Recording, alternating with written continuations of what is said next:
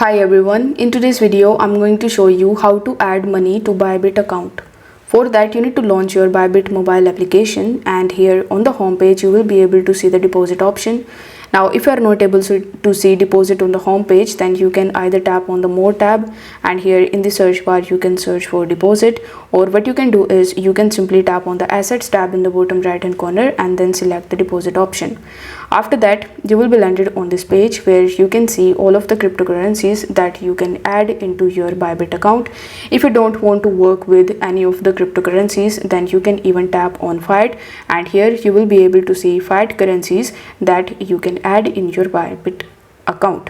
So let's say you want to add money in the form of the fiat currencies, so you just have to simply select your desired currency and then choose the payment method. After that you just have to check the box of the terms and conditions and you need to press continue. Now on the next page you just have to simply provide your personal details like the payment methods and some of other details that it is asks you to provide. Then you just have to simply conclude the payment and you will get your money into your Bybit account.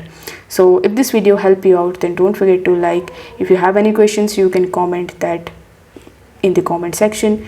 So thank you so much for watching.